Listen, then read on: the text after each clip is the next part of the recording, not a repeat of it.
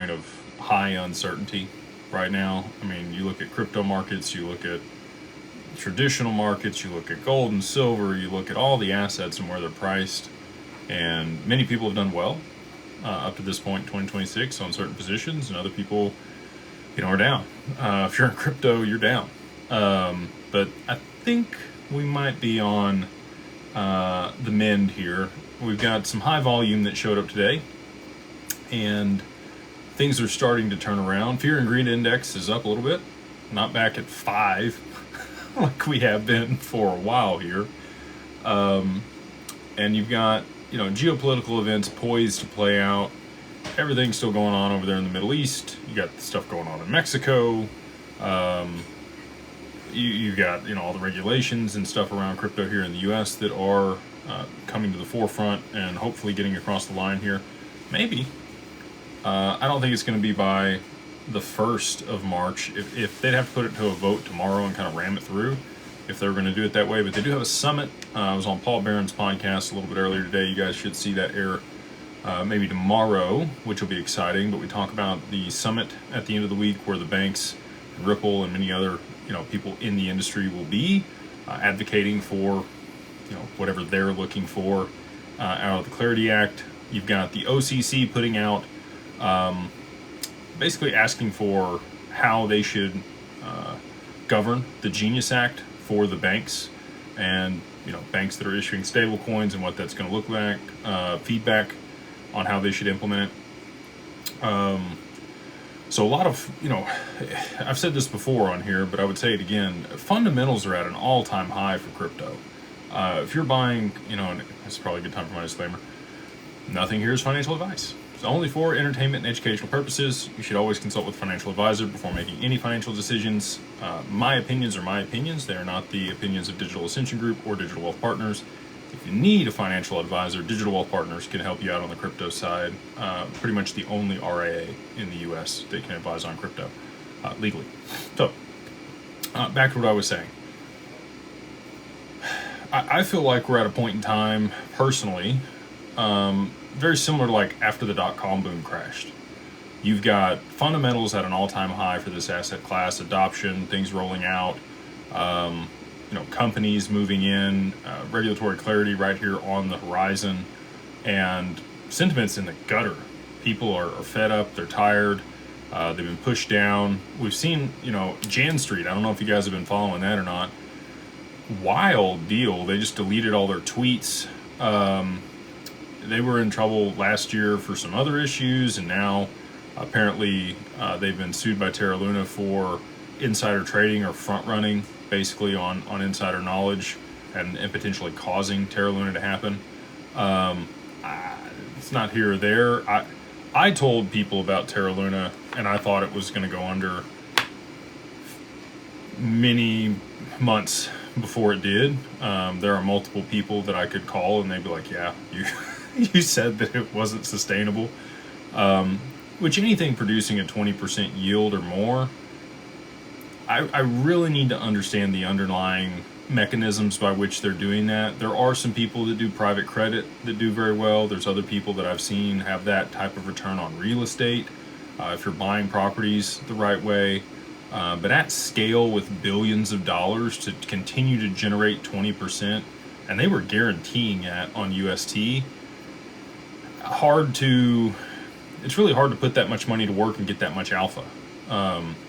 As you add more and more capital, the opportunities that you're able to participate in and manage become much more cumbersome. So like as an example for you guys, you could find, multifamily deals in tertiary or secondary markets, kind of a fix and flip, put a pitched roof on it, upgrade things that are going on if they're an older property that was built in the 80s. And you could raise rents, especially if it's highly occupied, Those types of situations, you put $500,000 to $1 million into a property. Thank you, my wonderful wife with the tea. I will get it. Thank you. You put that much money in that property, and the equity goes up. You can raise rents, and the majority of those people are going to stick around. And now you have a very sustainable cash flowing property. And if you financed it right, if you bought it right, you're in a really good spot. if you get into primary markets for real estate, multifamily, I mean, you might be looking at 20, 50, 100 million, $300 million deals. You're really not going to get that type of return on those on an annual basis. Over the total term, or the 5 years or 6 years that you're going to hold that property, because you want the depreciation off of it to be able to offset the cash flows. That's the way a lot of those funds work. And they'll hold it to term, and they're looking for like a 20% return on the total property at the end of it. And that's assuming that we're going to continue to see real estate values go up. There's a lot of people in the real estate space right now that are telling me that people are having a hard time selling properties at their asking price. They believe it's worth one thing, buyers believe it's worth something else. I think we're about to move into a buyer's market here in real estate, but I'm trailing off here, so I'll bring it back to the point. When you're managing lots of money, it becomes difficult to gain that much alpha.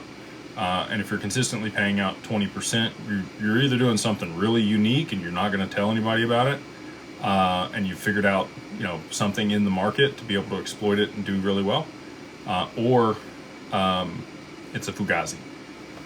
We did have, unfortunately, another situation come out today. The DOJ has gone after Goliath Fund.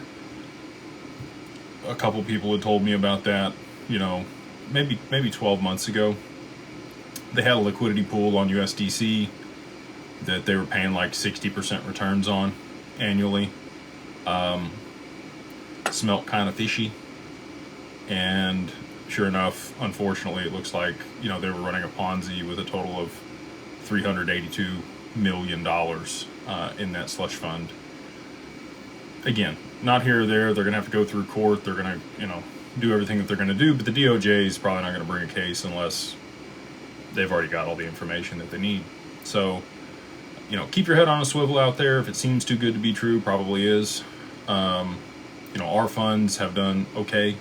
The ones I can talk about, 5% over the last 9 months will be a year in April this year. If we see some aggressive price moves in the market, could do better than that here in the last quarter. They're market neutral strategies. Sometimes they're down over a quarter. That happens. That happens if stuff's real, right? We've never guaranteed returns. Just like any other investment, it is a opportunity, but it might not pan out in the time frame that you're hoping for, right? And that's why we encourage people to hold, in the funds that we have for a year, multiple years, because over those periods, over longer durations, they have performed exceptionally well in comparison to other opportunities in the market. But when you're looking at short-term time frames, anything can happen. I mean, it's crypto, right? So all that being said, I'm hopeful that we're going to get regulation here. The SEC is going to have oversight on some stuff as they bring these protocols, to the forefront, and they start using them for DeFi and other things. There's got to be some type of oversight in there to make sure that bad actors are, held accountable if that's going on. And that's the part of the Clarity Act that I think they might pull out. I've talked about this a couple times, but I think they're going to pull out the DeFi provisions and kind of kick the can on that so that we can get clarity across the line here.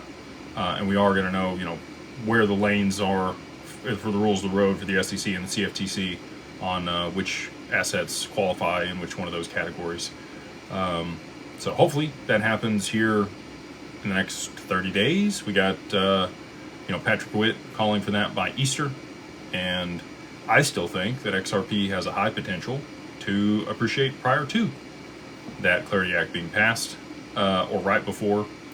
The other thing I'll say, which is interesting if you got your tinfoil hat on, is tomorrow is 958 days since we got the ruling on XRP, July 13th of 2023, that XRP in and of itself is not a security. So, there's a lot of 589s out there. There's the 958 tomorrow. We'll see. I'm not, counting on anything. The market's starting to turn around here, but we've still got to have all these macroeconomic catalysts to really play out to see anything close to what I've been talking about for a long time. Paul was trying to get me to nail down a price today, and I said, hey, look, my attorneys are pretty fed up with me, making specific price calls at this point. So they've asked me to give ranges and base those on, the macro events, which again, like I believe all of that stuff. So that's what we're sticking to, and that's what we'll stick to tonight. If anybody asks me price predictions, that's what you're going to get. So we'll go ahead and jump into the questions. Again, appreciate you guys taking time out on your Wednesday night to come hang out with me over here on YouTube, X, Facebook, and on TikTok. And hopefully you guys are getting value. I never always forget to say this, but if you wouldn't mind, please like, subscribe, share if you're finding value here. It does help the channel grow and helps the algorithm, and we appreciate the support. All right, we got Steel City Flooring. I've got this one other super chat over here. I know my wife's gonna come remind me if I don't read it, which I appreciate her for doing, but we're gonna go ahead and take this one first. Steel City Flooring says, thoughts on price appreciation and borrowing against XRP, possibly waiting a year to see how the market reacts to the clarity and institutional adoption, and waiting to be safe, not get liquidated. Thanks, God bless, top 4% holder. I think that's a great great outlook, right? Like if you don't need the money today, this is an investment. You got a 4, 5, 10-year time horizon. You're able to, put stuff away, plant a seed, not think about it. I think that's a great way to do it. I'm very confident that a year from now, we're going to have a lot more options, and rates are going to be way down in comparison to what they are today. And you will, have lots of different opportunities and really have people bidding against one another to be able to get your business. We've aggregated a lot of those people at Digital Wealth Partners. They have, Mercury, not Mercury, excuse me, Maple, we've got Galaxy, we've got Arch Lending, bringing on a few others to be able to get access to liquidity against your XRP. Lantern Finance is another one that's out there. DeFi, there's risks with that, with the volatility in the market, but like, you're talking about here, a high stable value XRP, and you feel good and secure about it, it's probably a better time to borrow against it. And at that point, I think the risk will be much lower. And like I said, you're going to be able to get a much better rate. All right, we'll jump to the super chat that was mentioned here. They say, money disrupted was phenomenal, very disturbing, yet helpful. Creature from Jekyll Island equals evil men. Could the Fed be interwoven with Ripple? We actually answered this one. So I don't know if they had logged off before I had got it or not, but if they want to watch it back, I did answer that on the last one. Again, I'll kind of just reiterate on it. Greg Kidd was the 4th, 5th employee there at Ripple, and he did get Ripple an audience with the Fed in 2014. I think when they showed up, they said, kick rocks. We've got the system that works, and we're not going to allow you to disintermediate that with this crazy new bridge asset. Maybe I'm wrong. Maybe they got rolled in back then. Maybe that's why, I think BlackRock and XRP or Ripple are much more involved than, a lot of people might understand. But I think it's for good. Like, I do think the Fed, I'm hopeful, just like everybody else, that the Fed will be dissolved. The IRS will go away. We'll have a flat sales tax across everything, a value-added tax, and the complicated tax code that we help people with will be gone. Hopefully we've got all these AI agents, and we've got prosperity, and we've got a bunch of other stuff that drives huge amounts of economic growth, and we're able to rake in a lot of money, and the government actually makes money instead of running in a deficit. The last time we were in a surplus was like the 90s. I was actually just looking at a deal the other day that showed lead exporters globally, and America was the lead exporter all across the 90s. So if that tells you anything, manufacturing coming back here, Trump talks about that a lot. That's kind of the whole premise behind the tariffs. We'll see what happens with Congress. I get it. Like, I get what he's trying to do. And there's going to be pain in the short term for that. There's really no way around higher prices or other things if you really do want to onshore, all that manufacturing and bring that back here. And then you can lower costs with, technological advancement, the deflationary pressure of implementing that stuff. But we got to get manufacturing back over here to rebuild the infrastructure in our nation. And as we do move away from the global reserve currency, the dollar's no longer in that position. We're not going to be able to export our inflation globally. You won't have Triffin's dilemma anymore. And I think that's going to add a lot of fuel to the fire to bring things back here onshore, which would be great. All right, let's find some more super chats here. We've got Roberto. He says, watched your video where you talked about how people are going to be caught surprised by their wealth, and at this point, getting people prepared to think about preparing for that is job one.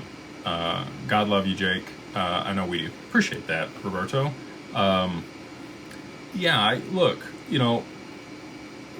I've built all these services and these partnerships and connections to make all this stuff easy. And again, it was very selfish, honestly.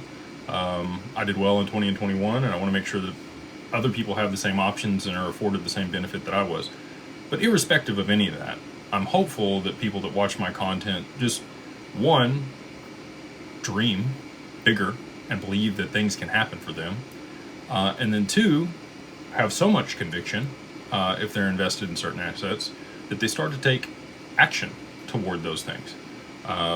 They, look at estate plans. They start to understand, how to mitigate taxes or structure things to prevent creditors from taking it. Or, if you're going to come into a lot of money, you got kiddos, maybe you're looking at prenups. There's just so many different things that, more money, more problems, right? Like, that's a real thing. And that is a reason that a lot of lottery winners go broke in 3 to 5 years. If you don't ever think it can happen to you, and then it does, and you're caught off guard, and you haven't prepared yourself and, have the financial education and counselors and good people around you to help you be a good steward of that money, you can easily squander it. We've seen lots of people do that. So my hope is that we obviously want to do everything that we can to help people, but there may be people that don't want to work with us. We're not their cup of tea, which is perfectly fine. And at least they're going to know the questions to ask these other professionals. They're going to be educated.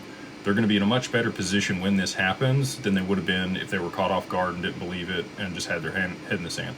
So that's really the whole initiative behind the mastermind and everything else that we do. We just want people to have access to good information, and at least start working toward understanding these things so that they aren't in a bad spot when it happens. Mr. Johnson, good to see you. He says, Monday, you said used pharma for bulk before Mr. Rectom attacks again, calling you a roid user. I don't think so. By admission, can you please clarify your roid use? How much, for how long? Be honest. Started when I was 23 and still currently on TRT, 34. Competed natural first. My first show, I was about 180 pounds at 5 or 6% body fat when I was 22. And then I did 3 more shows the next year before I started taking pharmaceuticals. Was bigger but a little softer in those shows. And then from, what would that have been? When I was 23 until 29 was when I kind of stopped. I went from, call it 200 pounds to the largest I was 260. So about 60 pounds of muscle in 6 years, 10 pounds a year. I wouldn't call myself a, hyper responder to any of that stuff. I trained hard, I ate right, I slept good. I was super disciplined. I didn't miss a meal for probably 6 years of that. 300 plus grams of protein per day. My wife hated it, because I was so disciplined with everything that I wouldn't eat stuff, and she would cook for me, and then it's just not a good dynamic if you guys have ever been through that. If you're dieting and your spouse is, their love language is cooking for you. So yeah, I mean, how much, how long? I'd run like a 12, 16 week cycle, getting ready for shows. Higher dosages, obviously, than just TRT. Multiple compounds most of the time. And some orals toward the end to kind of harden up. I got my hair redone, right? So you just need to understand, like, if I thought I was going to be pro, and I did compete, at the national level a couple different times. I never got sponsored, which today, like social media, would have been fantastic, and I didn't put the time into it when I was doing that. But it's really kind of the only way to make any money on that stuff now. The magazine covers and all that other stuff, and then Mr. Olympia makes a lot of money, but even the smaller divisions, like if you look at Classic Physique, which I think those guys actually look better than the open bodybuilders, like 50, 60K if you're the best guy in the world. Mr. Olympia last year I think made 800,000 for winning that title. Derek Lunsford. So, and it's been cool to watch guys that I competed with at nationals go on to be pros and compete and do really well. But yeah, that's GH. I like GH. If you can get a script for it, it's good. Low dose. The most I ever did on GH was like 8 IUs every other day, and that was toward the end when I was trying to get bigger. When I pushed up to 260, I weighed in at 212 to make weight. I dropped 18 pounds in 2 days for my last show at nationals in Miami in 2019. Didn't eat anything for almost 2 days. Only had a liter of water, and I sat in a sauna for about 7 hours to sweat off 18 pounds in 2 days. Obviously, my body didn't rebound very well from that, and I didn't place well, which was unfortunate. But I'm kind of glad for that, because after that I was like, look, like I've accomplished everything I wanted to in bodybuilding. I set out to be like 225 at 5%, and that's what I was on stage there. So hung it up. I haven't competed since then. I still work out occasionally, and like I said, just hang out on TRT. Let's see here. He's got another one. He says, Big Jake Stud, what are your top 3 cryptos after Clarity Act is passed? B, what further things in this present global environment need to play out for price appreciation to kick in? Details, please. Great questions. Rick's on it tonight. Ooh, this is really good. My wife makes wonderful tea. She's a nice lady. All right, so 3 cryptos post Clarity. HBAR, XRP, and these will be my positions, right? So, well, actually, let's just play this out. You guys know I hold all my stuff in XRP currently. To diversify, so I'm going to talk about diversifying into 3 other cryptos post Clarity, because I do think there's going to be a slower run up for those as they get adopted. I think they're going to be move more like a Solana went through their adoption. So HBAR, we'll call it XDC, and Hash, HASH, which you're not going to be able to just look up on CoinMarketCap. It's Provenance's coin. It's listed under Provenance. They're on CoinMarketCap. They still haven't moved it over to Hash yet. But those would be my 3 for if you're looking for ROI. And again, this isn't financial advice. You should do your own research. I'm just one guy on the internet, one source of information, and these are my opinions. You should not base your financial decisions on my opinions. You should make your own or speak with a financial advisor. But those would be my 3 if I had to pick 3 post Clarity that I think I'll be taking positions in to get a significant amount of upside. And those would be long-term holds for me too. I think that those will see a lot of adoption over the next 5-10 years, and have ability to borrow against them, and put them in yield products and other stuff. And then B, further things that are present in the global environment that need to play out for price appreciation. Well, we need escalation in oil's price. We need the reverse carry trade to unwind. I mean, you guys know the domino theory, so I'm not going to belabor that. Some of the things that are kind of out of left field, there's been like little knick-knacky things that have happened as far as legislation goes with the OCC and some other counterparties that I think needed to be in place before they could really roll this thing. One of those was the broker-dealer undercut, or the premium that you had to pay on stable coins. You weren't able to margin them. They now are cash equivalents, so that was a big deal. Ripple obviously got their banking charter and license. Maybe that needs to be finalized, and they move out of the provisional phase. They're currently about 90 days into that at this point. And so they, I don't know if it's 90 days or 6 months or how long the OCC, issues that provisional license for, but I would expect that the first 5 that were issued are probably up for review and audit for the first 90 days of their performance. And I'm sure they probably did a back audit, before they even gave them the provisional charter. So we'll see, who maintains the charter. I'm hopeful that all of them do. With them issuing a new charter for Crypto.com, I'd expect that, like I said, they're probably reviewing the other ones to make a determination and finalize them. Trying to see. When I looked things up, I didn't see any direct money transmitter licenses or licenses to operate in India for Ripple.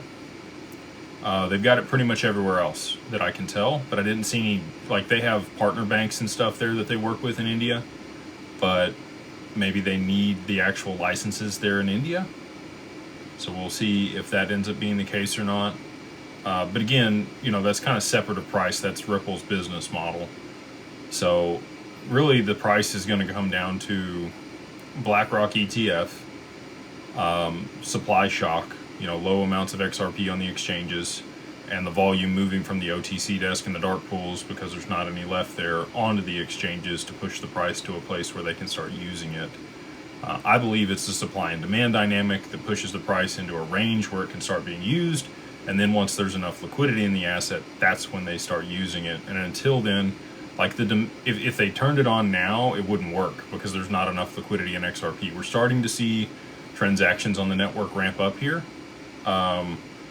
especially in the last couple weeks. We've seen that move up. So, and then with volume turning around today, we had a lot of buy orders in early on the ETFs this morning. I think it did like 5 million in the first 8 minutes or something, and then it kind of cooled off from there. So, the price is up today off the bottom. Do we have another swing lower? We could. I'm kind of with Blockchain Backer. Again, I'm not a TA guy. I watch him for the technical analysis. He thinks we could come back up and then waddle sideways and then do one more plunge before we see the upside in the market. Quite possible. Again, I don't have any short-term price predictions or anything. It's all predicated on global macroeconomic events and supply shock and all the things that we just discussed. So those are the things that are kind of still question marks in my mind on things that probably need to happen. Batch payments, be great if that was passed, but that's going to take a little while because they're going to have to update the network and then repropose a new amendment. And I'm excited for Borrow Lend and the pseudo accounts and the other stuff that are coming to the network here this year. I'd expect to see those put through at some point, either late Q1 or early Q2. Makes a lot of sense for some of the other things I think we're seeing on the horizon with Evernorth, finalizing their SPAC, because we know they're going to be seeding DeFi protocols. So, Roberto says it's going to be huge. Yeah, I don't know if you guys caught the State of the Union last night.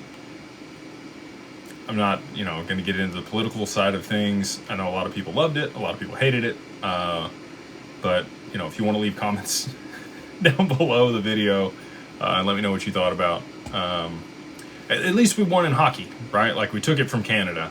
Like, you can't be mad about that. A lot of other good things stated there too. Presto4130 says, why do all the news channels always talk about Bitcoin, Solana, and ETH, but never mention XRP? Almost like it doesn't explains. Almost like it doesn't explain. I'm assuming you mean exist. They show it all the time. They'll show the background of XRP or Ripple. When they have Brad Garlinghouse on or somebody else from Ripple, they will talk about it. But to your point, they are consistently showing those three to the public. Kind of look over here, don't look over there type thing, in my opinion. I'll say this too. So you guys probably have seen the Wolf of Wall Street, Jordan Belfort. You've watched that movie. You kind of know his background. So I got to see Jordan Belfort speak in front of a large conference in 2021. It was an NFT conference that we went to. And he almost said XRP. He listed a bunch of other stuff and then said X, and then he went on to something else. Like he was told not to say it or something.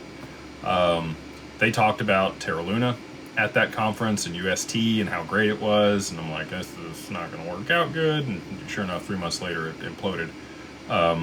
Which luckily the people that I was with, I think, got them to stay away from it, which was, they were like, thank you, because I was going to put a bunch of money in it.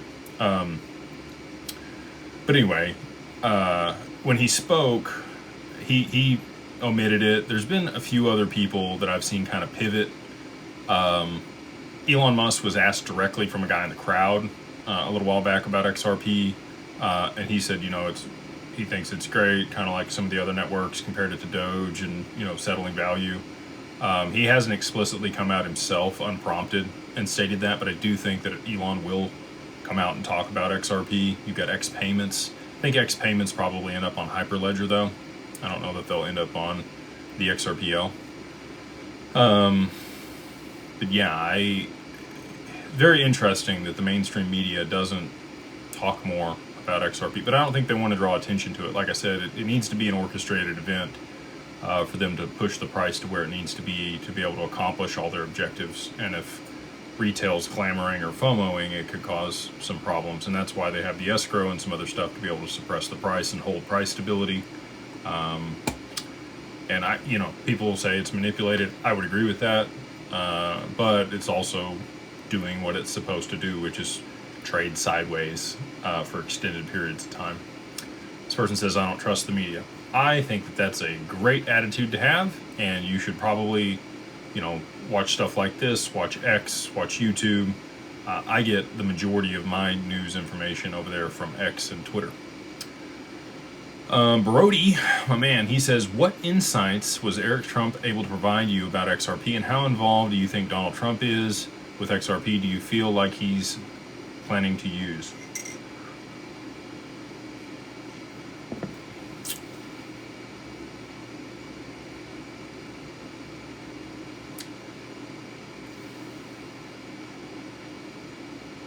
I saw Eric Trump at SALT last year, and I was able to speak with him for a short period of time in the VIP section. Just let him know, what we were doing, a little bit about XRP. We didn't talk extensively, and I'll just kind of leave it at that. I do believe that, the kids, both Eric and Don Jr., have talked about XRP and that they like it.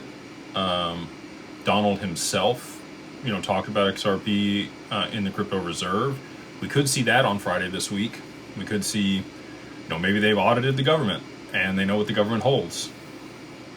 That would drive some FOMO if the government was holding a bunch of XRP and they put that in, the reserve for the U.S. But we'll just have to see. Interesting depegging of USD1, and then, kind of some back and forth from Eric on that. People were, I don't know if he actually deleted tweets or not. There was a lot of people posturing and saying that he did, but then he came out later that day in support of World, Liberty Financial and that network. So, I don't know on that one, but I do think that they definitely understand XRP. I'll say this. So I got to share a little bit of time with Robert F. Kennedy a couple times while he was on the campaign trail, and got to talk to him. And what I liked about Robert is he actually talks about the issues. He understands that there are issues. I don't know that he knows how to solve them, but he sees them and will actually point them out. And so I appreciated that, and I did get to talk to him a little bit about crypto and XRP. Obviously, he did not win the election, and now he's on the cabinet in a different position, but he did not seem super up to date on it while he was on the campaign trail. Same thing, Robert Kiyosaki, and this is probably 3 years ago when I met Robert. Super Bowl in 23. Big Bitcoin guy. Obviously, that's done well for him over that duration. But, spoke to his business partner and explained cross-border payments and the utility of XRP, and he was like, wow, I had no idea. So, there's a lot of people out there that I hold in a very high regard that are extremely intelligent, have domain expertise in other areas, and have been very successful, that for whatever reason just haven't even looked into this. That's not on their radar. And I think now it is, right? Like after the SEC case and everything that's transpired over the last 5 years, I think it's on a lot more people's radar, and they're starting to realize. And we've seen an uptick in wallets and all the other stuff for usage of the network, and we're about to see the adoption curve go vertical on it, in my opinion, here in 2026. Monica Long, I'll just refer back again to what she said, XRP Community Day. She said full-scale institutional adoption for the XRPL and XRP here in 2026. So hopefully you guys are prepared. I know it looks bleak out there right now, but Brad came out and said this the other day. He said, be greedy when others are fearful and be fearful when others are greedy. Still pretty fearful out there. So if you have the capital to deploy and you talk to your financial advisor, might look to do that. We got T-Mac, V8X. He says, my bro in Christ. What's up, dude? Heads up, Wyoming LLC still has 0.0002% annual fee on the website. Also double checked with them. Thanks for a lot for the South Dakota LLC. May our Lord continue to bless you and your beautiful family. Appreciate that, man.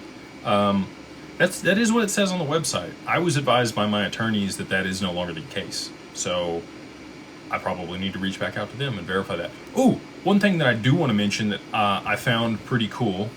We talked about this in the mastermind not that long ago because it was a question somebody came up with, and it was actually a really good question. So the advisor fees over there at Digital Wealth Partners, they were like, can you write those off?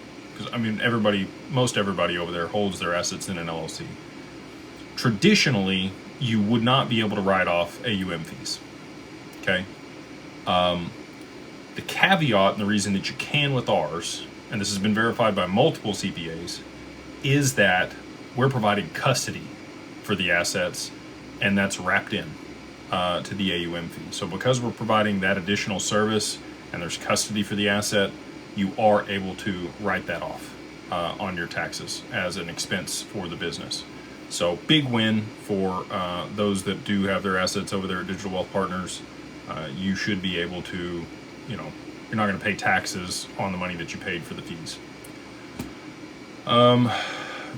Jeff Dunn, my man, he says, Jake, AI says Iran can shut down the Strait of Hormuz down for a few days before U.S. opens it back up with superior navy, which only spikes oil to $90 or $100 a barrel. If true, does this IR send XRP to triple digits? Yeah, I think so. It doesn't need to be a long period of time that this gets shut down, by the way. I've stated that before. It just needs to be enough to push the Bank of Japan to have to aggressively raise interest rates. Any amount, they're on a razor's edge over there with the inflation in their economy, and any move in energy is absolutely going to cause them to move and have to move very quickly. So even if it was just 4 days, it could absolutely push oil that high in a very short period of time, and that's all we need. Everything rolls after that. Press the wrong button. Who's got the button? Oh, it took me all the way to the bottom. We want to go back up here. Nope, we already did this one. Okay, sorry. Getting my bearings about me again here. Here we go. All right, 7up, or 7U. They say, what are the differences in use case / catalyst for a 3, 4, 5, 6-digit XRP respectively, and how can we estimate the time periods for those if we remove interplanetary commerce as a factor? Great question. So 3 digits is really kind of the supply shock where they can start using it. And that would settle, whatever volume on the maybe the back end of the stock market, or a portion of Swift, like 20% of Swift. So if that was the case, we'll just go ahead and do the math here. We'll call it $1 trillion per day moving over the network. I think could absolutely, be possible if we had $100 XRP.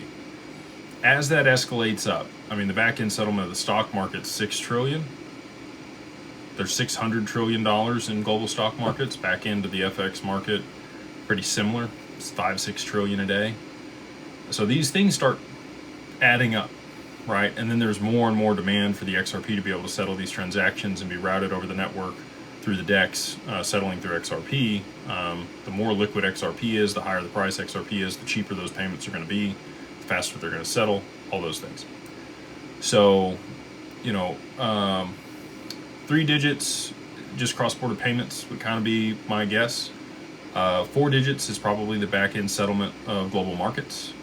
5 digits would be derivatives, excuse me. So, that's somewhere between 400 trillion and $4 quadrillion. There's really no determined notional value for derivatives globally. And we know that that's coming. Ripple, I think, is well positioned to capitalize on that market and leverage XRP in that capacity. And if XRP becomes a tier 1 asset, it can be used as collateral for derivatives, which is a big, big deal. The more XRP that's locked up, the less is available for use, the higher the price is, everybody wins, right? And that's the beautiful thing about this. It's a positive feedback loop over and over and over again to push the price higher and pull us out of debt and do all the stuff. So 6 digits is, like you said, interplanetary commerce. Like that's a ways out. Like we've got to have global GDP has to become exponentially higher. There's got to be AI economies and agentic stuff. You just saw Ripple invest in a $5 million seed round for, was it T54? I don't remember the name of the company, but you can go look at it. They just invested in that seed round for agent-to-agent payments.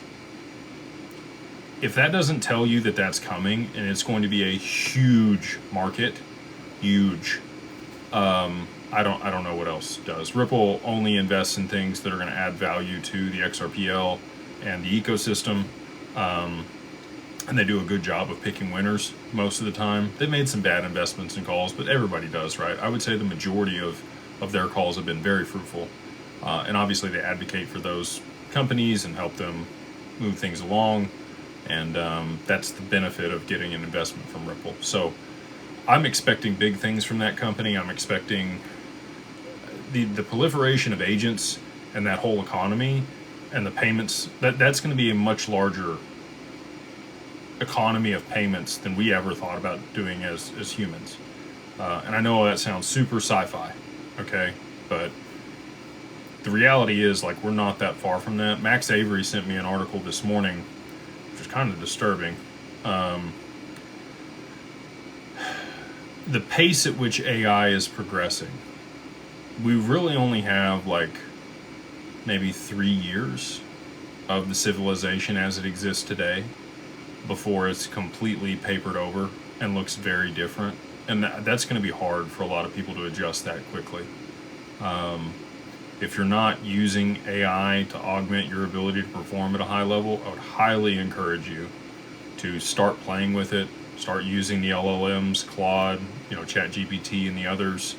You can do, you can vibe code. So if you don't know what vibe coding means, like how many people, I can't see a raise of hands, but I can imagine here, you've had this awesome idea for an app. You're like, man, if I had like coders and money and I had, $500,000 to be able to spin this up, I'd crush it. I've had those ideas. I know other people have had those ideas. You can now do that without having to spend anywhere near that much money. You can hire a guy off Fiverr to QC your code in whatever code language the AI decides to build it in. You can tell it what you want it to do, and it will build the app for you. The world that we're moving into and how quickly you'll be able to get a product to market and completely disintermediate somebody else if you know how to market things, and the cost to build stuff becomes almost zero, man. Anyway, again, highly suggest that you go check that stuff out. Try to build an app, right? Just even if it's something simple. I think that's a good use of your time, and worst case scenario, you're a little bit more intelligent about this stuff and might be able to use it. So it's coming. And on the other side of that type of economy, where we have multiple economies separate of human economies, that's when we're going to see that 6-digit XRP. John, Mr. Jags, he says, why is it so important for the U.S. to cause price appreciation? Why can't all these other countries cause price appreciation more than what has been? No cheesecake tonight for me. The U.S. is the leader. They're the current global reserve currency. Anybody that disintermediated us, it would be seen as an act of war. We have the world's largest military by far, and the most advanced stuff at this point. That's really the only thing holding the dollar dominance, is we're the guy with the biggest stick. And so that's what's supporting the dollar right now, because it's no longer the petrodollar. I think it needs to be on the U.S.'s terms. We know that it's going to get disintermediated. We know that we're moving away from the dollar. They want to retain as much control as they can in that transition and make sure that we're still going to maintain some dominance in the new paradigm that's going to move out of it. And I think that's been negotiated with these other nations. And I think everybody's coordinated on the same page. A lot of what's going on right now. So as an example, did you hear about us going to take out that cartel leader? I didn't hear nothing until it happened. Same thing with Venezuela. Did you hear anything before they went down there and did that?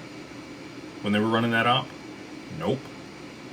Why is there so much publicity around all the presence that we have over there in Iran and in that region?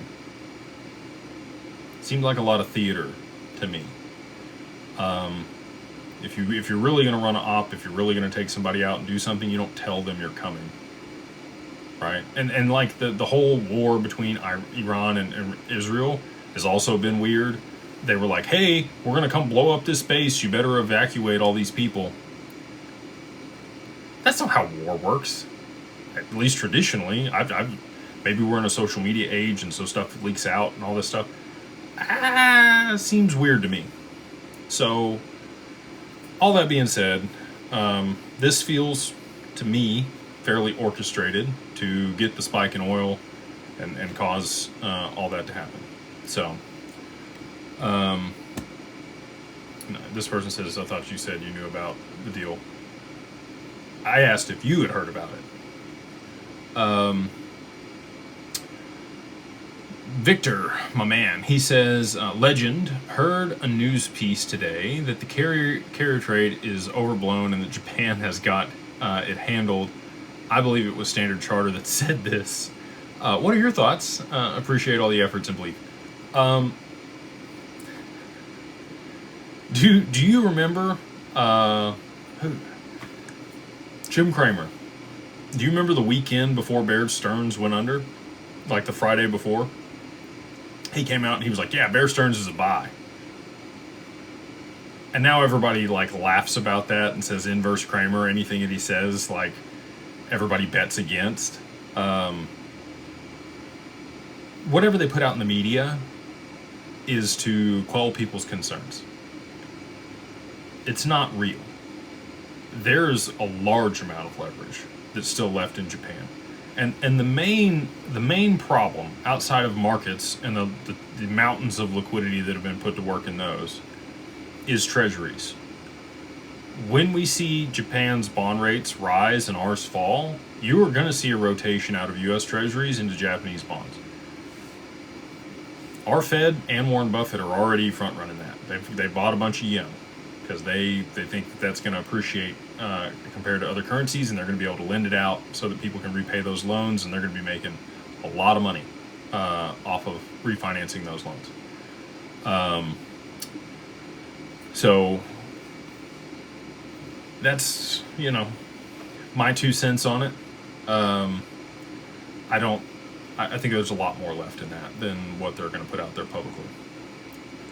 KT411GCN says, after Clarity Act becomes law, with the guidelines, will the guidelines be enough for institutions to go by, or do they have to wait the 360 days before law for the Clarity Act to take full effect?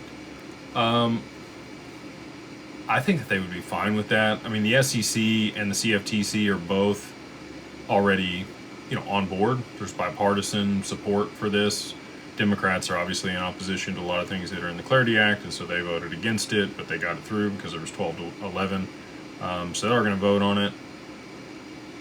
We'll see what comes out of the summit on Friday.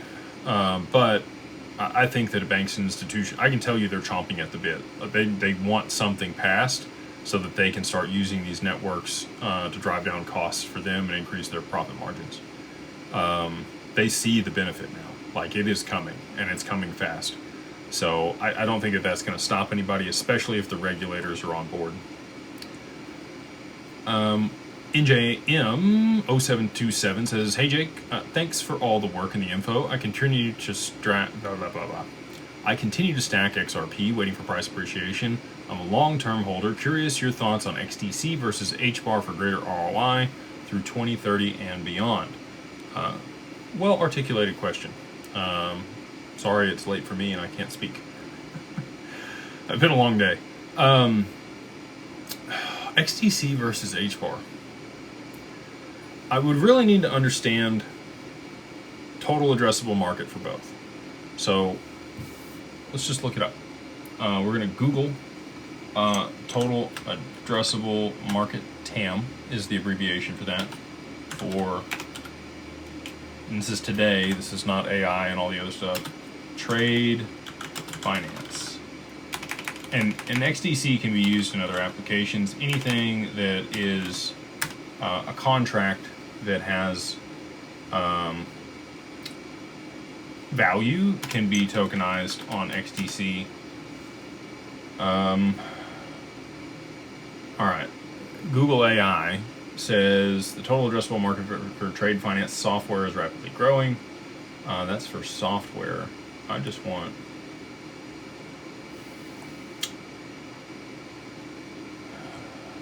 Let's try trade finance GDP. It's at 2.2 billion on that. Here, 2.2 trillion. Okay, so that's pretty close. It says total GDP made up of exporting and importing goods and bills of lading and all of the stuff that's involved with trade finance grew to $2.5 trillion in 2022. So 10% a year looks like, maybe a little bit less than that. Total global growth projected at 3.3% for 2026.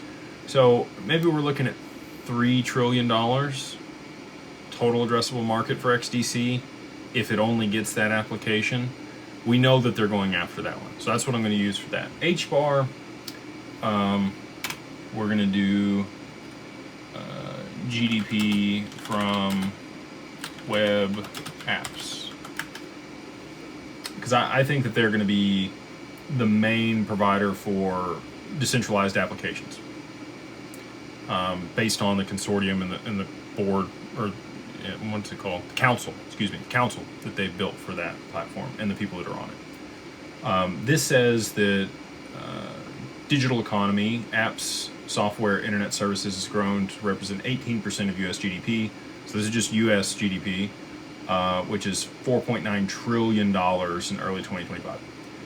All right. So I just kind of, again, do the same thing I do for companies. I go look at what they're trying to solve, what application it's going to be used in. I look at the total addressable market for that. I assume that they're going to aggregate about 80% of that and be the market leader like Google is, or, Pareto principle. So let's say XDC ends up with $2.5 trillion moving over the network, and just the GDP for web services and apps and other stuff, not global, which the other was global, is 4.9 trillion for HBAR. So if they get 80% of that, we're looking at, call it $4 trillion, just the US market.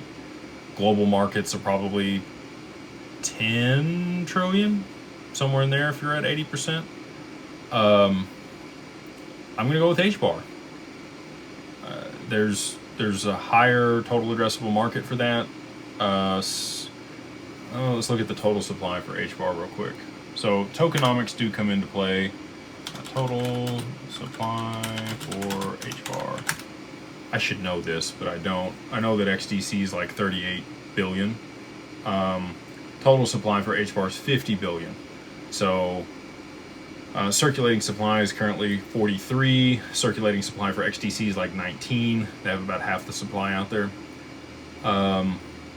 By 2030, I would expect all the tokens to be on the market. You'd have full circulating supply of both of these, so you're going to go with the one that has the higher addressable total market that they're going after. So, you know, if I had to narrow it down over the next 6 years, well, 4 years, golly, already 2026, next 4 years, which one I thought would perform better, that's the way I would look at it. And based on the numbers that I have and the data and information that I can find on the internet, I'm going to say HBAR, you know, outperforms XDC over that period.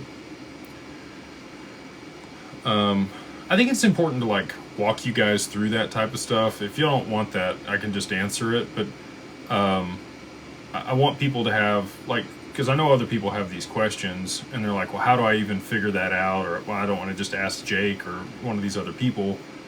Do it for yourself. You can go look up the same information. And again, that's just one way to do it. There's a lot of different ways that you could value these assets, but that's the way that I have found that makes the most sense to me. A couple more super chats here. We already did those. Did that one. Always kicks me up in the chat about halfway through the night. We must be about an hour in. Sure enough, there we are. Wiki Plays says Japan apparently has a lot of oil reserves from government and private stockpile, enough to last 200 days. How would an unwind happen for just a few days blockage of their supply? Look, they want to unwind this deal. They want to raise interest rates. They need to for their economy. The reasoning doesn't always have to make sense on stuff, okay?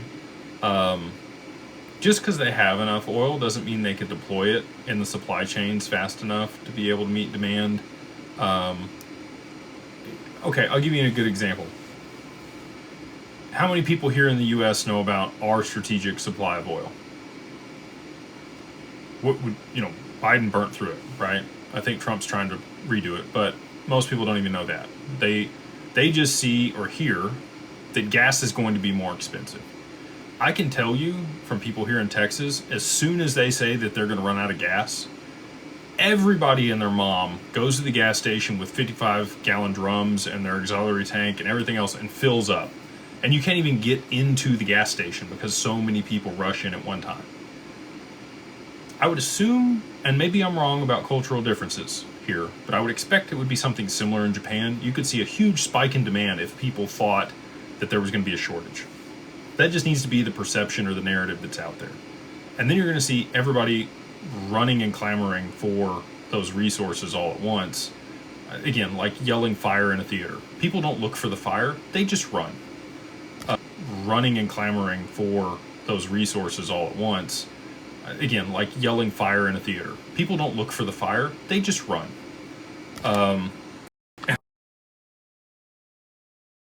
That's to be determined. But I think that they could easily orchestrate a narrative that would cause significant demand for energy there. And like I said, they're on a razor's edge. Anything that changes, you know, public perception or has an impact on their economy for more inflation, they're gonna have to move interest rates. It's a good point that you bring up, though. Like, that's very logical. I'm just saying, like, people aren't logical, they're emotional. Honest Aim, good to see you today. By the way, appreciate you coming by and introducing your friend. He says, Mr. Legacy, hi to the Tea Lady. Hats off to all that you built for us at Digital Wealth Partners and Digital Ascension Group. Trump's State of the Union last night was great, in my opinion. What are the top 2 things you liked? Anything you disliked? A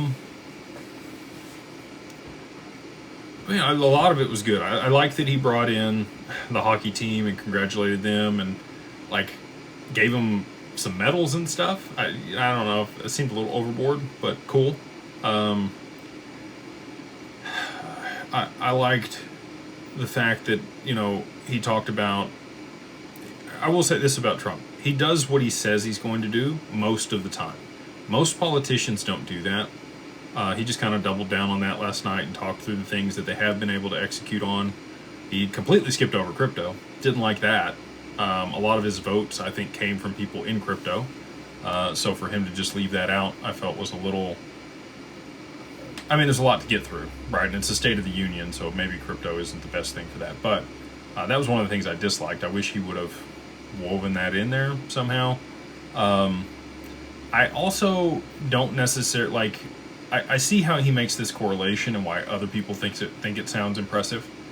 But like markets being at an all-time high and pension funds being at an all-time high and all these things, they sound great, right?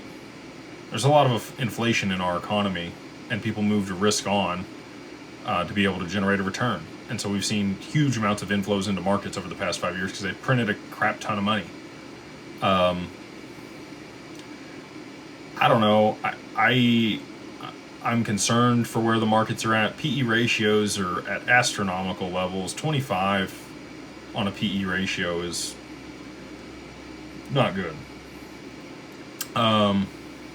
This person says Trump was going to give Jake a freedom medal, but Jake wasn't there. I was not there to receive. I don't need any accolades or medals. I appreciate the kind words, though. So anyway, those are the few things I thought he did well.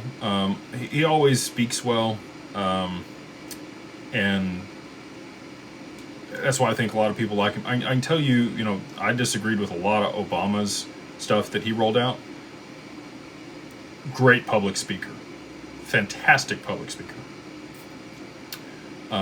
So any politician that does well tends to be able to speak well in front of people. We'll go ahead and move on to the next one. Again, good seeing you today. Hope you and the wife are well. We got Roberto again. He says, I'm struggling with finding someone that can advise on dual citizenship. Living in Canada on tax implications for dual citizens, I have been told I should renounce my U.S. citizenship because I'm taxed no matter where I live. It can be good and bad, right? So Canada, oh Canada. They have much higher taxes than we do here, but it is residency based. Whereas U.S. citizenship and taxes are citizenship based. So it doesn't matter where you live in the world, there's double tax treaties between the U.S. and whatever the counterparties out there, wherever the tax is more is what you pay. If you were looking for somebody that has extensive knowledge on both of those jurisdictions for tax, I would highly recommend reaching out to Aaron Grinhaus. I've talked about Aaron a few times on here. He's been on my podcast multiple times. He's our counterparty that we work with up there in Canada. He's in Toronto. So if you want to talk to somebody that's extremely experienced across all the provinces up there in Canada and all the states in the U.S. and the federal laws for both, he's your guy. I'd highly recommend that. So you can just go to Grinhaus law.ca is his website, just like Haagen-Dazs, spelled like that. And if you want to email him, it's aaron@grinhauslaw.ca, and he will get back to you. He's normally pretty good about returning people's stuff, and I think that'd be very helpful for you. Before you renounce your U.S. citizenship, I'd have a conversation with him. Or you could just move here, and then you don't have to worry about Canada. I mean, Canada's supposed to be like the 51st state anyway. And now that we beat them at hockey, just give me a hard time. Jacob, he says, LOL, at this point, we should all fly out to the Middle East, rent a bunch of boats, and close down the Strait of Hormuz ourselves. Teamwork.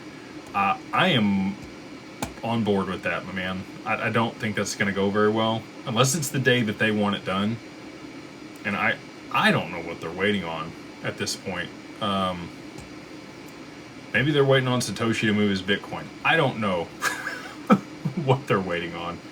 But it feels like we're right here on the cusp of it, and there's something that needs to click before they take action on this. Wild Bill, Mr. 69, he says, if tokenized deposit CBDCs and atomic DVP are interoperable, what structural failure requires XRP over tokenized fiat as a global bridge? If neutrality is the reason, would states give up control? Good questions. So you need a way to be able to settle between institutions without having to lock up additional capital. So you could have CBDCs, you could have stable coins, you can have tokenized deposits, you can have all these things. The atomic swap component that you mentioned there would alleviate a DEX. You would be able to transact one for one with the counterparty based on stipulations in a smart contract, and it would remove the need for a bridge asset. You'd still need to route that liquidity through something that had an exchange, though, unless you're just swapping one for one, right? So if you've got tokenized stocks on one side and you've got a stable coin on the other, and both parties are okay with receiving those exact things on the other side of that transaction, then that's fine. But the way I would challenge you is what if one of those parties wants to be paid in something other than what the other party's paying in? The whole benefit to a decentralized exchange is anybody can pay with whatever they want, and you can receive whatever you want on the other side of that transaction. So as an example, this is a basic one, so less complex than what you're talking about here between banks and institutions, but I think it'll get across my point. You go to the grocery store, you want an apple. You want to pay for the apple with Apple stock. Today you cannot do that. You have to have cash, because that's the medium of exchange. In the future, I don't think imminent future, but next couple years, I think you will be able to pay for that apple with your Apple stock. I think it'll be tokenized. I think it'll be in your wallet. I think that you'll have access to it, and you will be able to exchange that Apple stock for that apple. And the merchant will receive whatever they want on the other side of that transaction. Maybe they want tokenized gold. They don't want Apple stock. They want dollars. They want Brazilian real. They want a different currency. They want silver. Any of those things would be available for them to receive that payment in versus the Apple stock that you wanted to pay with. And that's the beauty of a decentralized neutral bridge asset, to be able to exchange all this value and route that liquidity and easily swap between what the different counterparties want. So you need all these tokenized assets. You need liquidity to move onto these networks. I mean, you make a really good point with tokenized deposits, CBDCs, and all the other. But the atomic swap only works if both counterparties want to receive the exact item that's been escrowed to be swapped. If they want something different on the other side of that exchange, that's where a neutral bridge asset would play a significant role. Hopefully that gave you the answer you're looking for. Beep, boop, boop, beep. 7266. They say, hey Jake, where did the whole 99.9% confidence thing for 12/28/12/31 come from? What was supposed to happen?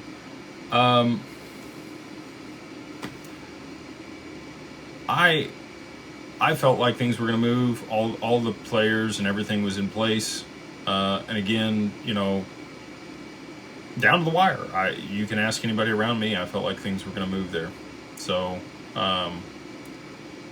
unfortunate it did not play out in the time frame that I was hoping for, and hopefully nobody was, you know, over leveraged or put themselves in a position because of my opinion on something. I try to remind people of that consistently on here. We're almost 2 months into the year here, and things are all still available for the dominoes to roll pretty much at any given time. If I'm off by a couple months, a quarter, You know, Michael Burry couldn't decide when the housing market was going to, you know, unwind, though he made the bet. I feel very similar. I do think I'll be vindicated at some point. Unfortunately, the time frame that I was pretty certain about was obviously off.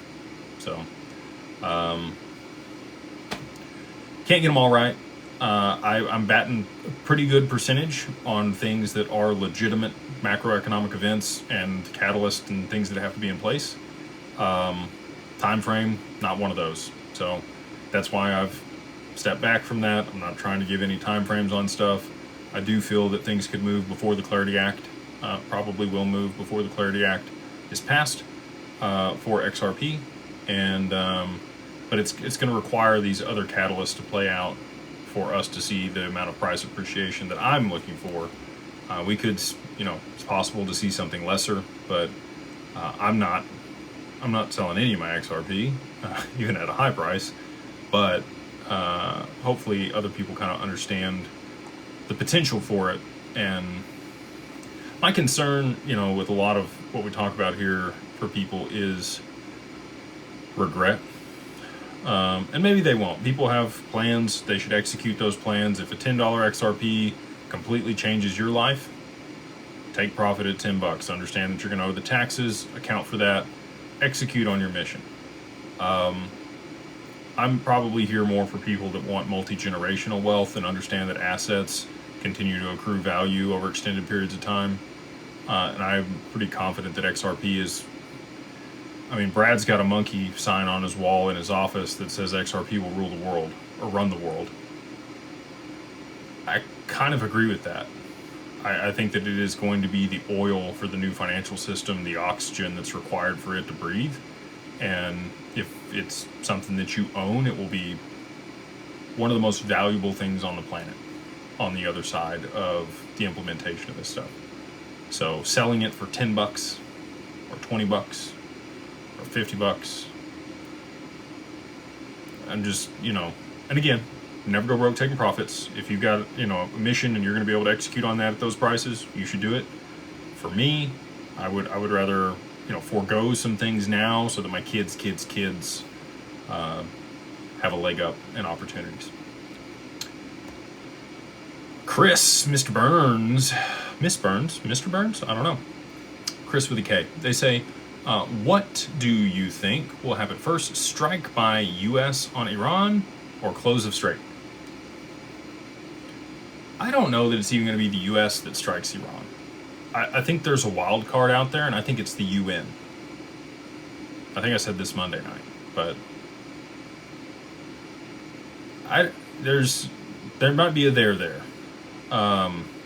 If the U.S. is going to strike, I mean, come on. Like, they've been over there for a long time. Like, you just get the show on the road if they're going to do it. If it's going to be something out of left field, like a black swan that people don't expect, like the UN attacking Iran, that would be, you know, it would cause the strait to close and all the catalysts and all the stuff to go. So I don't know that that's going to happen, but I feel like something's going to come out of left field here that people don't have their eye on, and that's what's going to be the catalyst to move things forward. Mills, I like it. Got millions. Mills 25, 26. They said, what do you know about the new lawsuit from Jan Street regarding XRP and price manipulation? Does it worry you? What are your thoughts? No. I've been here for a while now. I know people, like, you want a reason for stuff. You want to correlate things to this news and made this happen, or this news made this happen. Sometimes markets move and people ascribe news to the market movement versus it being the other way around. Jan Street's obviously a big deal. They've deleted all their tweets, and, like, I don't know if they're running away or what's going to happen with all that. But they definitely manipulated Terra Luna based on the circumstantial evidence that's out there. And it wouldn't surprise me. I know XRP is manipulated. I know people short it. I know Ripple sells onto the market. again, I don't make any bones about that stuff. They fund their business, but it, in the long term, will benefit XRP exponentially because of the way they've structured it. So, yeah, for them to be out there manipulating it too, wouldn't be surprised. Doesn't really affect my thesis or where I think we're going. Gen X RP-0, they say, is DWP structured LLC and revocable trust dependent on 50,000 XRP or $50,000 worth of XRP? So Digital Wealth Partners is the SEC registered RIA that does wealth management. And I'm pretty confident that we're just going to consolidate everything under Digital Ascension Group. So it'll all be DAG, working on that.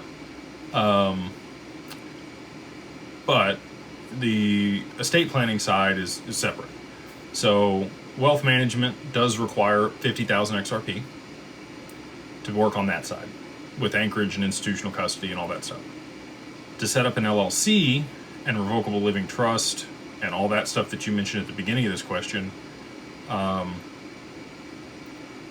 lot of people start that around $50,000 worth of XRP. If you're single, if you're married, probably a bit more than that, like $80,000 in total portfolio value.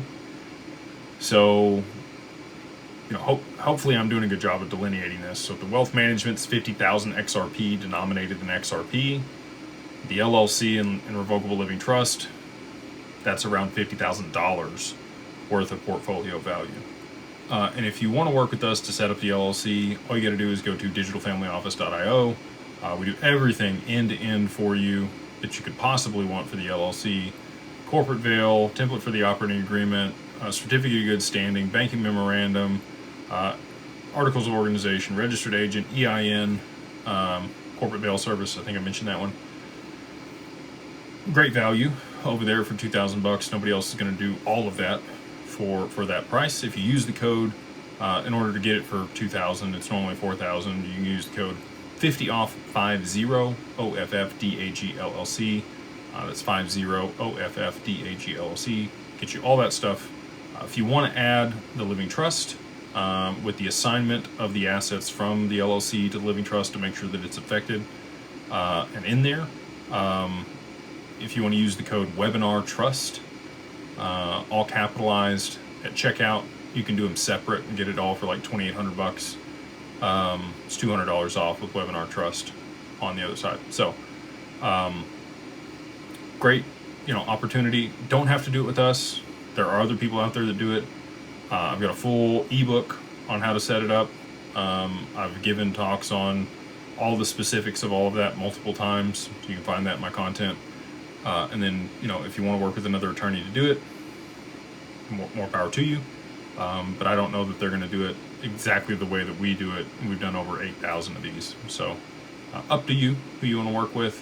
But there is some nuance in the way that we do things to mitigate taxes and structure it the right way so that you can easily obtain a bank account and some other stuff that other attorneys and people that don't do this on an everyday basis probably won't know.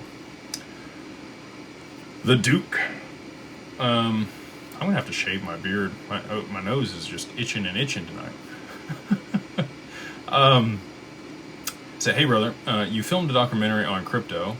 Has it aired? Where can we watch it? We appreciate all that you do. Thanks to the tea lady for taking care of Jake. She does a good job of taking care of me. So I was in 2 documentaries. Late Q3 last year. One is Money Disrupted, which is done by Fruition Films. Maya and her husband Chris, awesome people, did a great job with that, interviewed a lot of really good people. And then we were also in another documentary that's going to air on Netflix and Hulu and a lot of the large streaming platforms. I don't know when that one's going to go out. I'm not sure. I think I remember what the name of it is, but I don't want to state that if it's not out yet. So Robert Kiyosaki was in both. And I'm excited to be, just to be in the same room or on the same, video with those people. Starstruck, blown away. I hope there's a lot of people that I hold, Andy Scheckman and Peter Schiff and all these guys that have been metals and done it for 20 plus years. Mike Maloney. I hold all of them in extremely high regard. I think that they're extremely intelligent, and they saw this coming from a mile away. Really, like even further than that, like an ocean away. It's been multiple decades that they've been doing this, but yeah, just to be in the same documentary as those people is unreal to me, surreal, honestly. KT baby, what's going on? They say so. 985 reset tomorrow. You say thanks for being you. Blessings. So I did mention this in the mastermind, and every once in a while I'll pop into the mastermind and put in there what's on my mind. Go back and forth with people. We have multiple town halls per week. Provide a lot of value for the people there. If you do want to join the mastermind, we would love to have you. All you got to do is go to beyondbroke.com and use the code beyondbroke, all capitalized, the number 1. Here it is over here. MO, like Mary Oscar, all capitalized, get you the first month for $2 there in the group. Month to month, no contract, cancel at any time, but we've got over 16,000 people connected to Discord.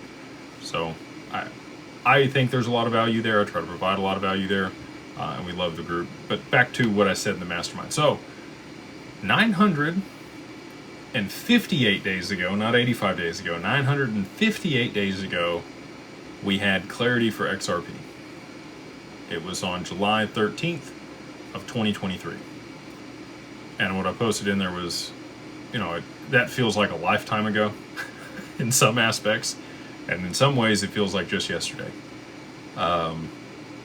It's wild to think that that many days has passed since we were given clarity for XRP, and we still haven't seen the real world adoption of this asset or usage here in the U.S. So hopefully there's something to that 589 thing, and tomorrow we're headed off to the moon. Bobo the Wood, interesting name. They say, what about the idea of BlackRock triggering when ROUSD hits 2 billion, it being enough liquidity to be used by institutions that will shock XRP's price?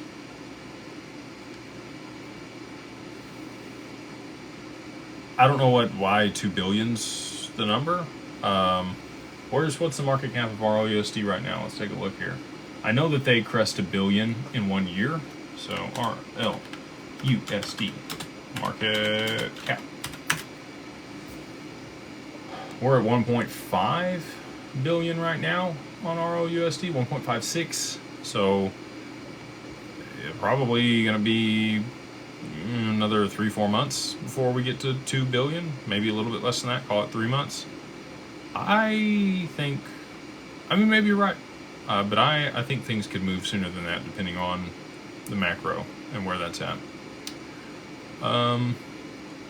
We've got Choose Truth for Freedom. They say, thanks for all that you do, Jake. What purpose do you think you serve to the ones in control, assuming you're right, to let you keep spilling secrets?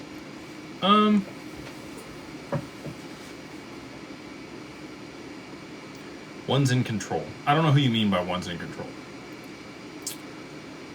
I don't think the real people that are in control even have any idea who I am. Ripple and the other counterparties, obviously, at this point, know who we are, what we do. I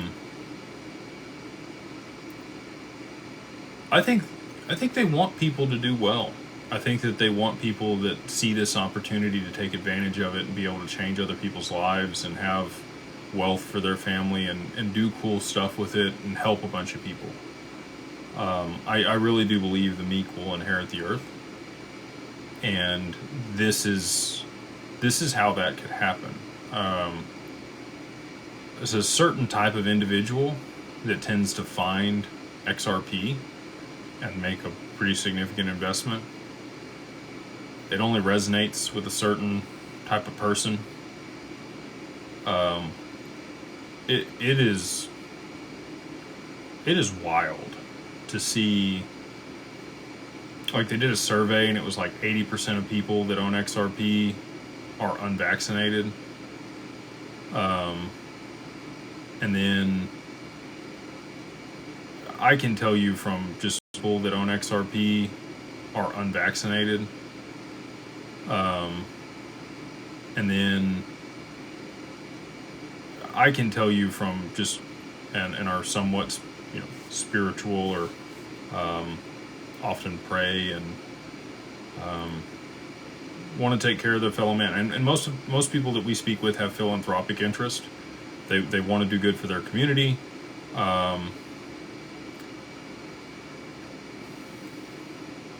Yeah, so that's kind of my analysis on it.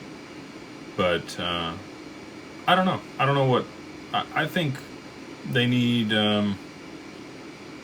arm's length type stuff, and I do think they want to help people, and we provide a conduit and access for people to all these institutional products and a lot of the stuff that we're building. So I think that that's the purpose that we serve is, we actually get to help the retail component get access to this stuff, whereas it just wouldn't have been the case otherwise. We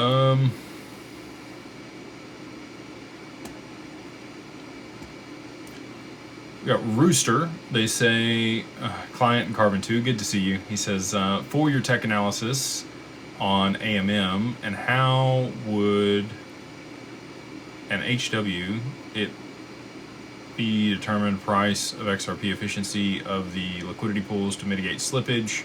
What ratio was found to work best for XRP / value of payments on the XRPL? This is a David Schwartz question. I'm not going to be able to answer that to the level that you're going to need proficiently, so I'm going to sidestep it. Somebody asked me the other day, if I was in Australia and I had the opportunity to ask Brad, Monica, and David a question, that's the question I'd be asking David, because he will geek out. He will light up like a light. He will tell you exactly what that ratio is and how he figured it out and how to mitigate slippage and why it works so well. That was his baby. The AMMs are his baby. So if you want a really good answer on that, something much better than I'd be able to provide you, message him on Twitter. I'm not saying DM him, but like when he posts something about technical stuff on XRP, you're gonna have to wait for the opportune time when he's in the mood. But if he says something technical about XRP, post on that post that question that you just asked me, and I bet he'll answer it for you. Brent says, Jake, seems to me that they would get price up to at least 1K and hold it there instead of starting lower and have to keep moving it up.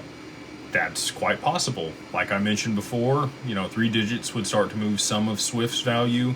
4 digits is probably what they need for back-end settlement of the stock market and other markets.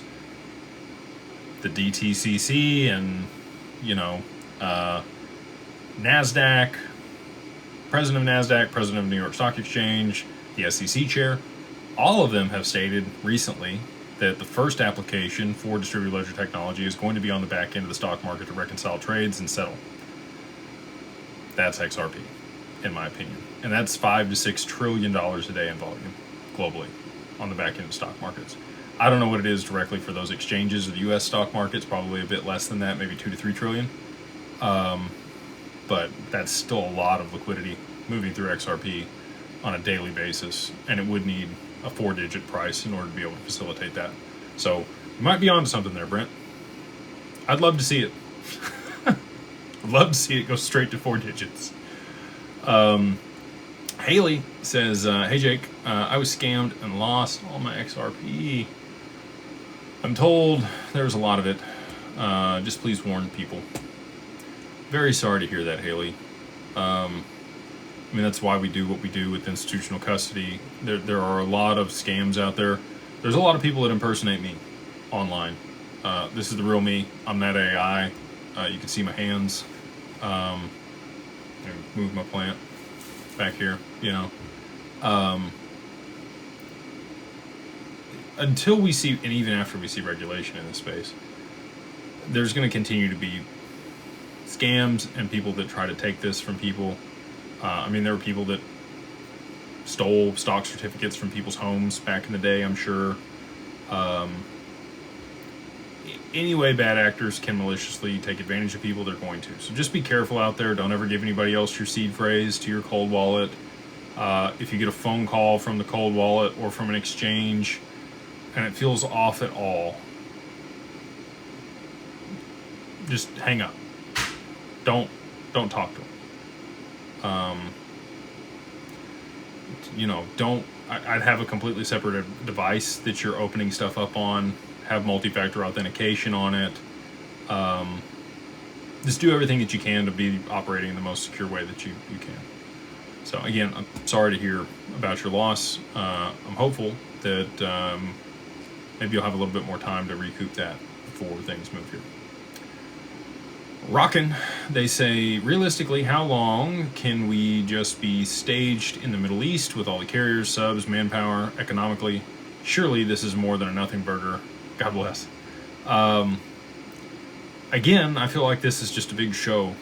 I feel like what's going to happen over there is going to come out of left field and be something unexpected by people.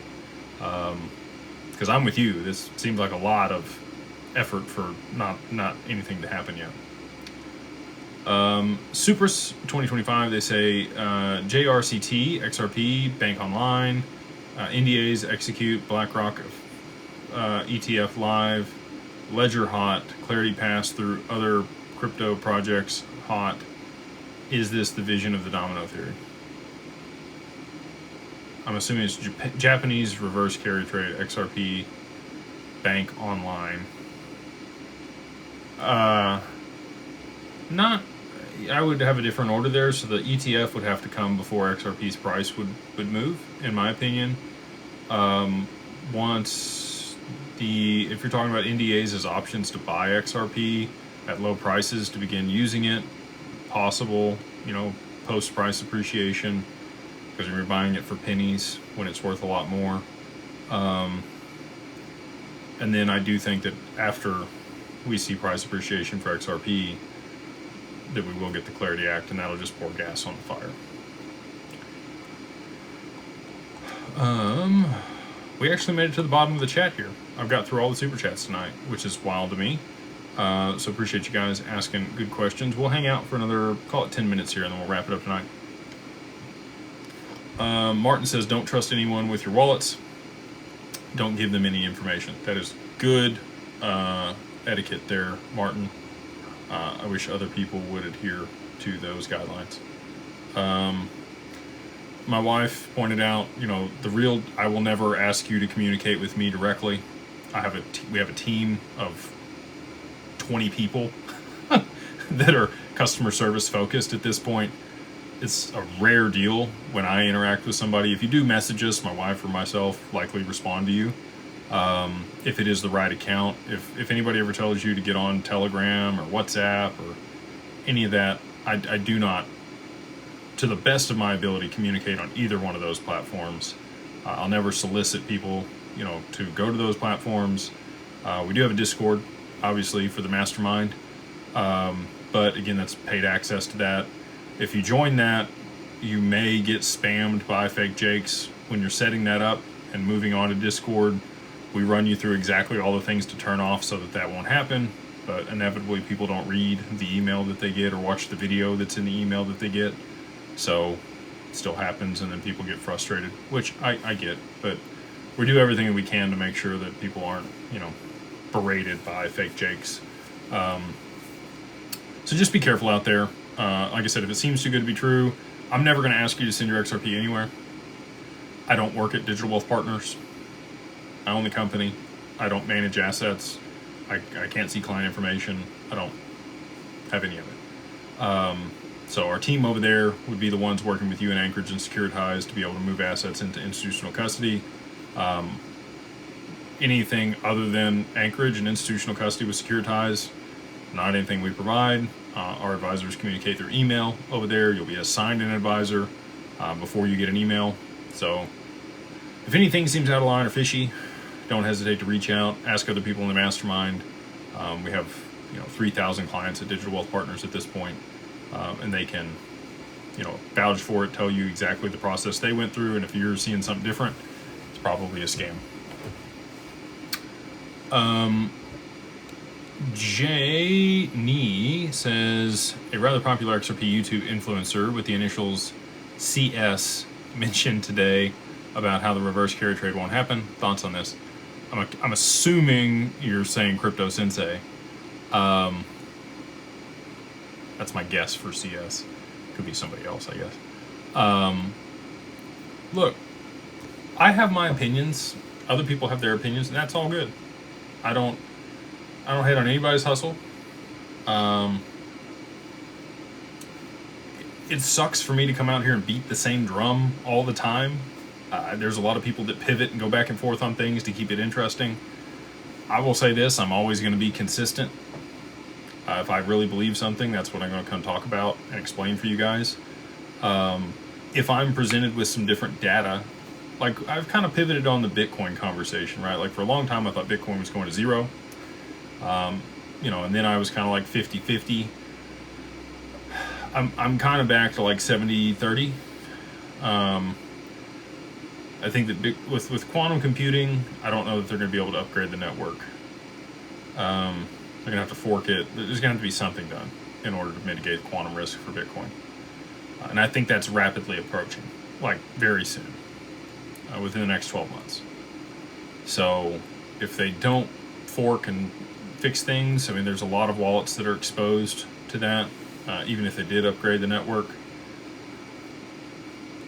I think if Bitcoin is meant to stay around, it'll move on the XRPL as wrapped collateral there, settle through XRP, and if enough people still want to use it, then it could get to 1 million someday. But I look at it at like the Alta Vista or the Napster of crypto. First mover, disintermediated a bunch of things, great groundwork and foundation. Not Google. It's not Spotify. It's not any of the things that I think we will use in the future. So that's my interpretation of it. And again, just my opinion. But I'm 70% it goes to zero, 30% that it could go to 1 million. Not great odds for me. Not enough for me to put my money in it here. If we saw like a $20,000 Bitcoin, I'd probably throw some money at it at 20 grand. We already did that one. We got Rooster. He says, for the AMM question, I did deep research on it with Gemini. Could I send it to you to see what you think? If so, would I send it? Where would I send it? Also, I will also reach out to David S. Satoshi. Appreciate the super chat. Yeah, just send it over there to info@digitalfamilyoffice.io, and just let them know, Jake asked me to send this. Say you paid for a super chat. They'll get it over to me. Ask for Morgan when you send it over there. Info@digitalfamilyoffice. You can send it, and ask for Morgan and say Jake asked me to send this to him. We just did this one. We'll take a couple more, and then we'll wrap it up tonight. I've got Lux 637 says, hey Jake, I want to see what you think about quant. With the amount of quant flow, do you think adoption by Bank of England could drive supply shock? I made a lot of money on quant. Just transparently, I got in quant at like $7 because of Kevin Cage. Sold at a couple $100. So I did well on quant. I don't see the huge value proposition for quant. It's to pay fees to be able to access and use Overledger. It doesn't settle value across that network. So with quant flow though, I'm unaware of what that is. I'm ignorant on that. So that could change what the token's used for, and if there is a way to transmit value using quant over Overledger, there could be something there, for sure. I would need to do more research on it before having a better understanding to be able to articulate that or have an opinion on it. So let me take that back. I will do some, because I hadn't heard of that. So I will follow up.